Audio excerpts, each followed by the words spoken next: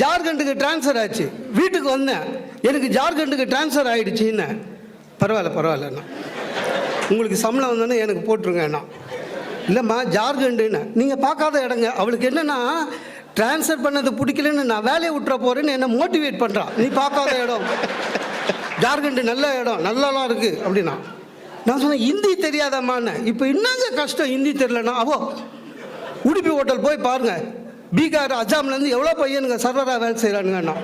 யார் கூட நம்மளை கனெக்ட் பண்ணுறா பாருங்க. நான் இத்தனைக்கு MBA படிச்சிருக்கிறேன்.